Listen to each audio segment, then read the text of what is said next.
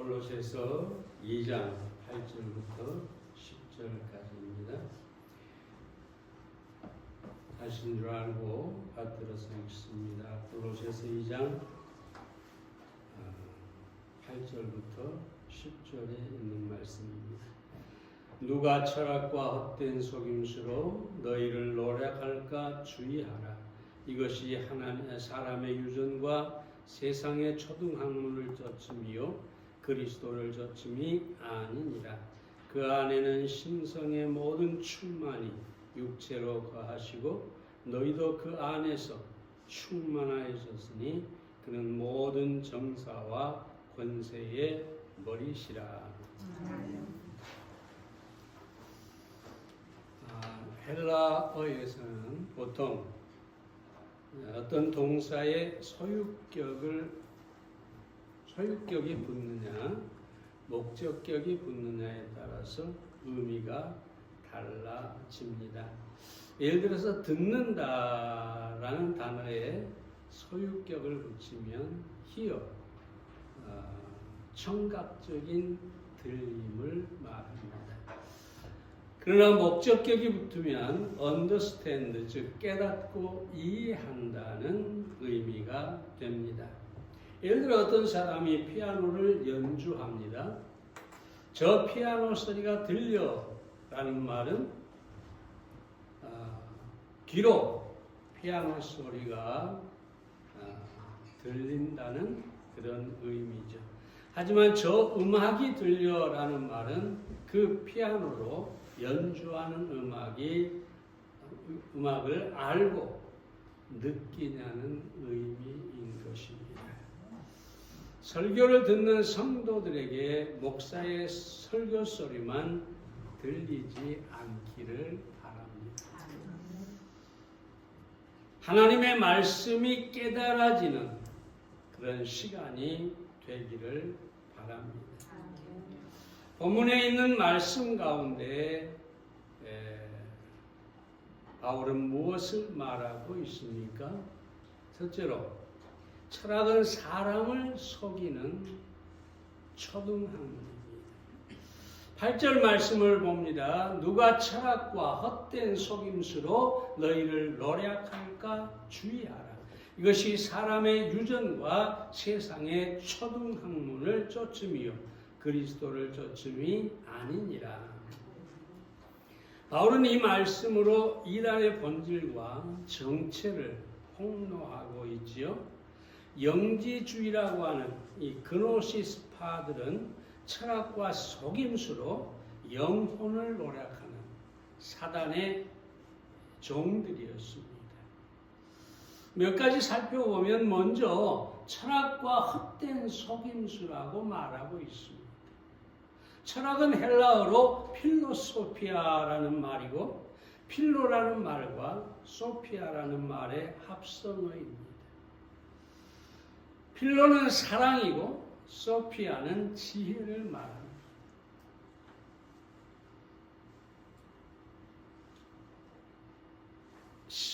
사전적으로 보면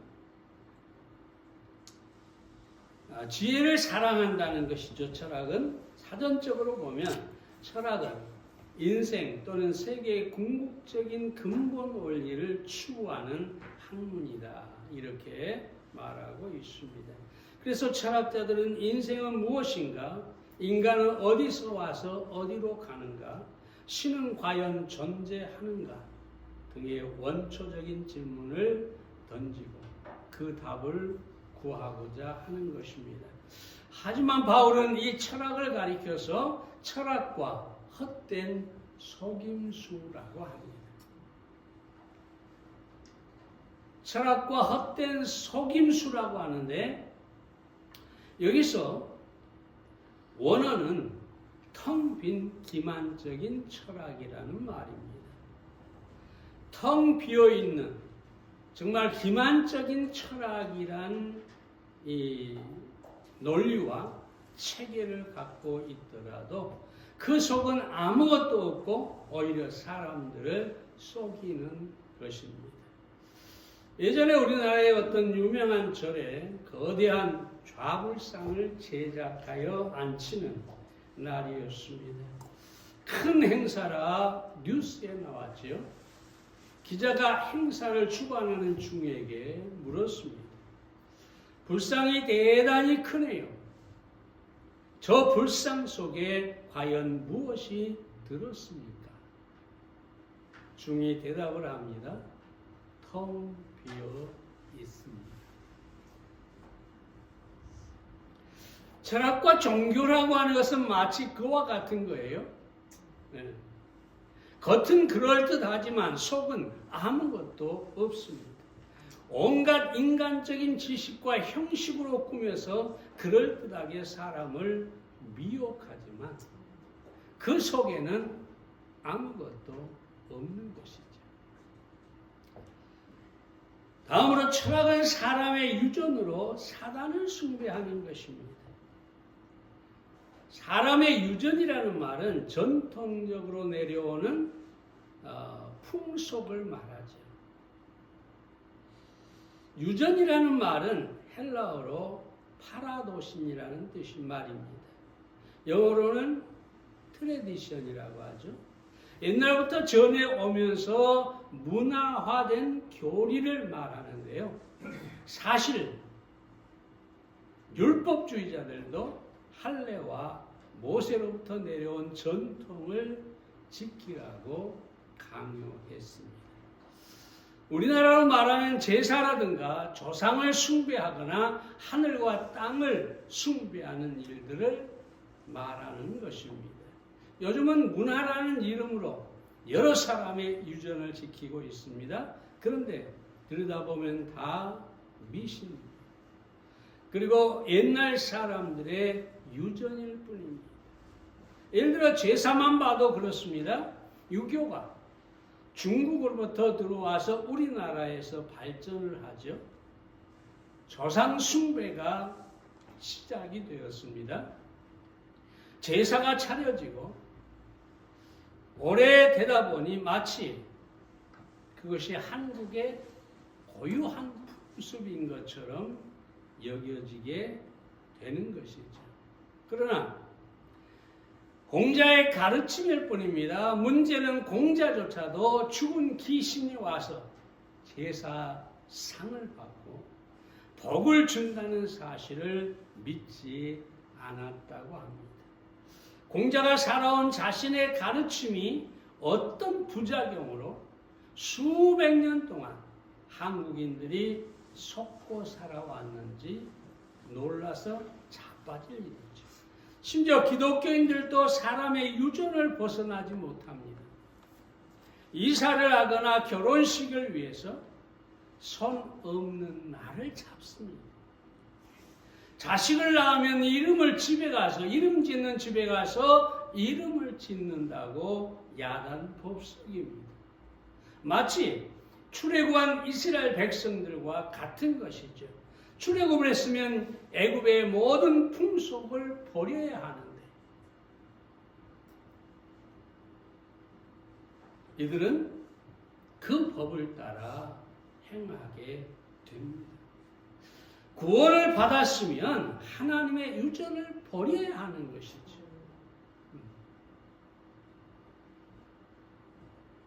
그런데 그런 유전은 다 속임이고 헛된 것이기 때문에 우리가 따라야 할 이유가 없는 것입니다. 뿐만 아니라 철학은 세상의 초등학문으로 인간을 구원할 수가 없습니다. 세상의 초등학문을 쫓으며 이렇게 말하죠. 초등학문이란 헬라어로 스토이케이아라는 말인데요. 이 말은 일렬로 쓴 숫자들, 즉 1, 2, 3을 뜻하는 말입니다. 이 말은 물질 세계의 기본 원소를 말하는데 당시의 철학은 사실 물과 불과 바람과 흙, 이 네 가지를 물질의 기본 4대 원소로 보았습니다. 바울은 이런 철학을 초등학문, 즉 가장 낮은 학문으로 보았어요. 이 말은 물질 세계의 기본적인 원리를 말하고 있는 것이죠. 당시의 철학은 사실 물과 불과 바람과 흙, 이 네 가지 사실을 물질의 기본 원소로 보았고, 바울은 이런 철학을 초등학문 및 가장 낮은 학문으로 보았습니다. 그래서 갈라디아 4장 9절에서도 약하고 천한 초등학문이라 이렇게 얘기를 합니다. 바울은 세상의 철학과 사람들의 유전이 다 초등학문으로 인간을 결코 구원할 수 없다고 말하고 있는 것입니다. 물론 현대 철학은 발전을 거듭해서 최고의 지성으로 발전해 왔죠. 그리고 심오한 인간에 대한 통찰력을 가졌습니다.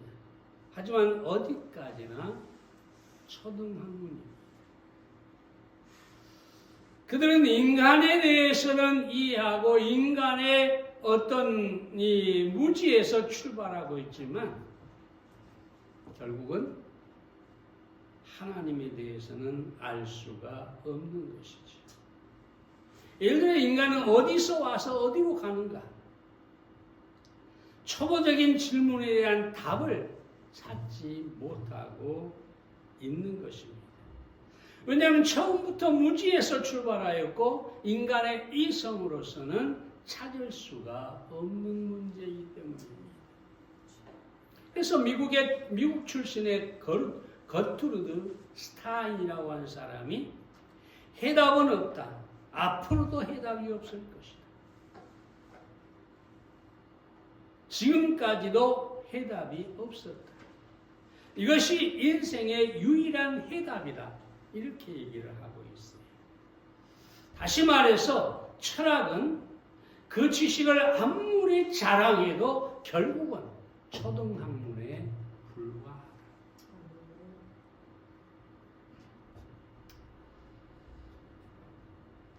중요한 것은 헛된 철학은 사단으로부터 온 것이고 사단의 무기라는 것입니다. 그래서 바울은 사단의 노략에 주의하라라고 합니다.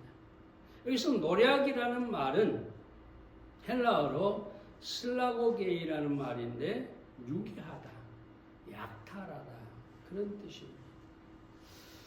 이는 정복된 백성을 노예로 팔아먹는 것을 말하죠. 바울은 이 말을 불신자에게 하고 있지 않다는 사실을 기억해야 합니다. 사단은 그리스도인도 노예로 사로잡아 부릴 수는 있어요.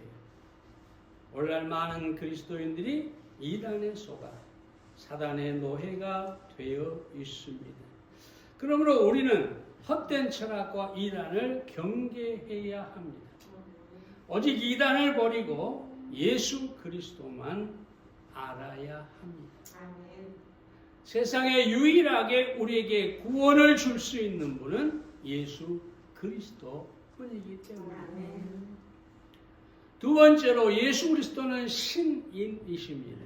9절 말씀을 봅니다. 그 안에는 신성의 모든 충만이 육체로 거하시고. 바울은 이 말씀에서 두 가지 사실을 분명히 말하고 있어요. 먼저는 예수님이 하나님이시라는 사실입니다. 신성의 모든 충만이에서 신성은 헬라어로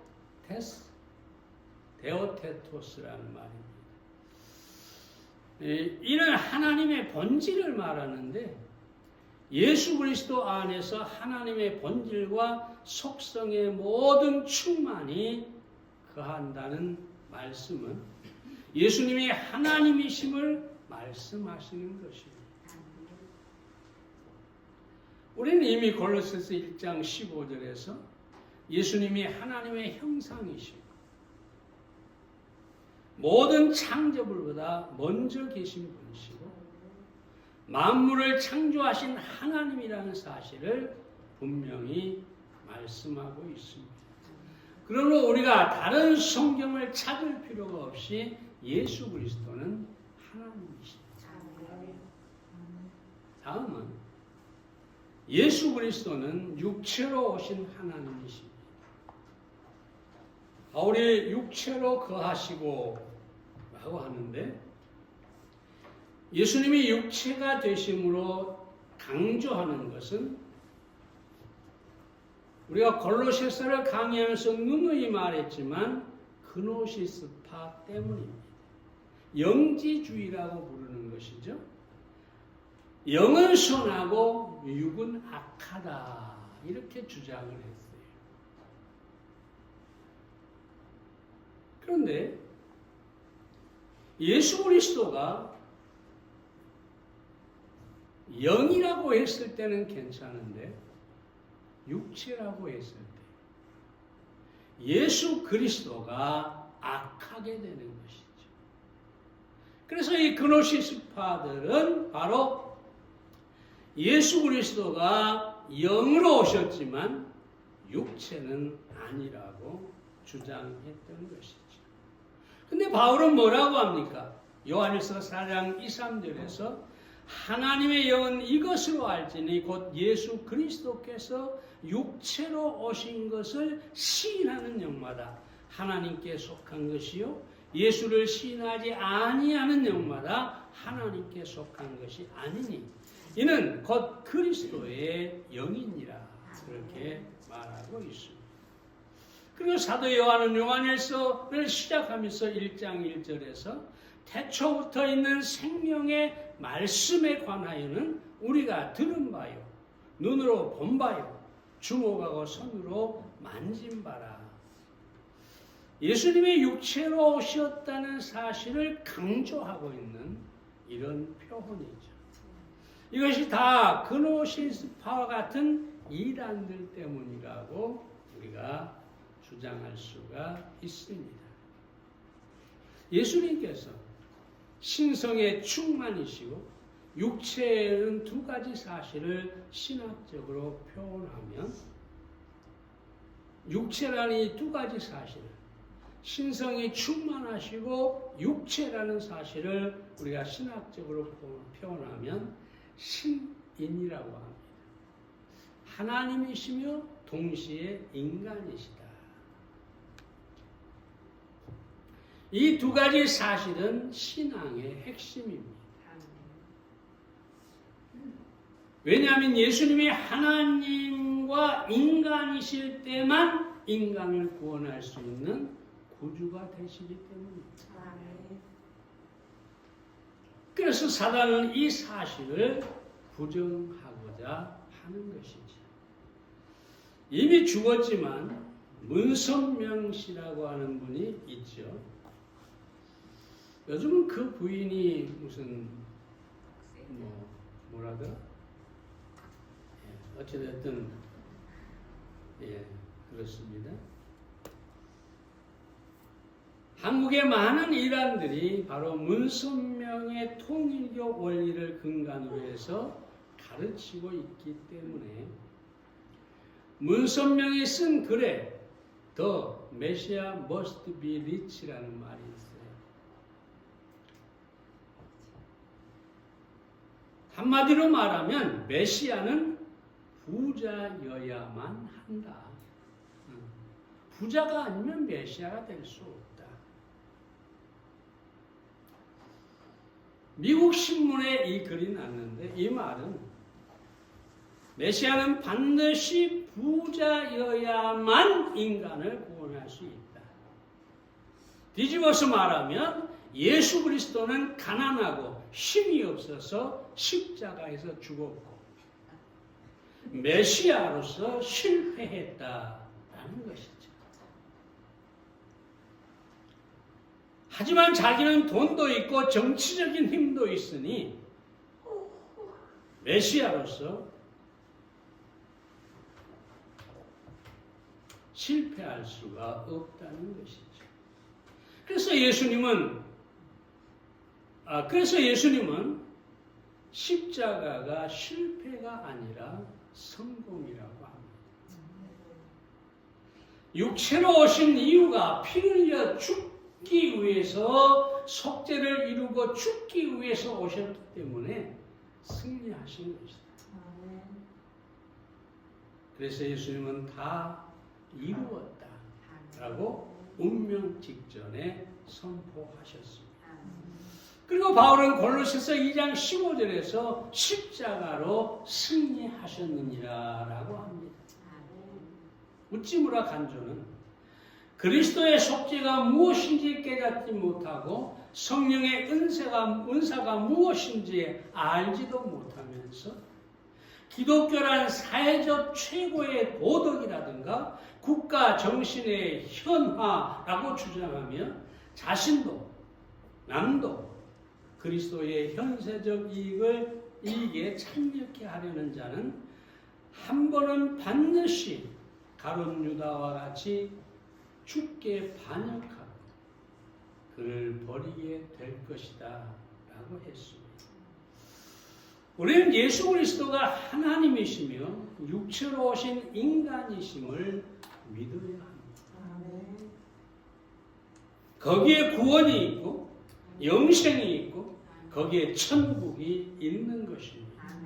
그러면 우리는 예수 그리스도가 신인이심을 믿어야 합니다. 하나님과 동시에 사람이심을 믿어야 합니다. 성지순례를 가면 깊은 인상을 주는 것들이 있는데 그 중에 하나는 카이로 근처에 있는 쿠프왕의 피라미드입니다. 그것은 기원전 2800년에서 2300년 사이에 세워진 것입니다. 30년 동안 10만 명을 동원해서 30년이 아니죠. 400년 동안 10만 명이라는 사람을 동원해서 2.5톤이나 되는 큰 돌들을 230만 개나 쌓아서 만든 것이 바로 이 쿠프왕의 피라미드.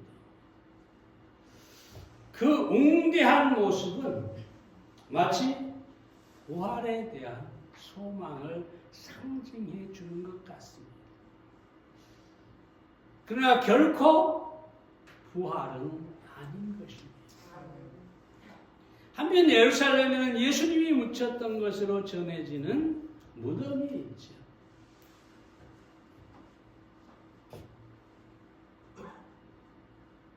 이것이야말로 진정한 불가사의입니다. 무덤이 비었다. 대단한 일이죠. 우리가 잘 아는 것처럼 천사가 마리아에게 뭐라고 합니까? 예수 그리스도가 살아나셨습니다. 어떤 다른 종교도 흉내낼 수가 없는 것입니다. 마호메트교도, 불교도, 유교도 전부가 무덤에 묻혀 있고 지금도 묻혀 있는 시체들을 경배하고 있지. 그러나 오직 예수 그리스도만이 부활하셨고 그 부활로 말미암아 예수 그리스도만이 우리의 구원자가 되신다는 사실을 보여주고 있습니다. 그리고 예수 그리스도만이 구원이고 생명이고 천국인 것입니다. 예수 그리스도만이 우리가 믿어야 할 분이신 것입니다. 사랑하는 여러분, 오늘 이 아침에 여러분은 예수 그리스도가 부활하신 분으로 우리의 유일한 구원자가 되신다는 사실을 아시기 바랍니다. 기도하겠습니다.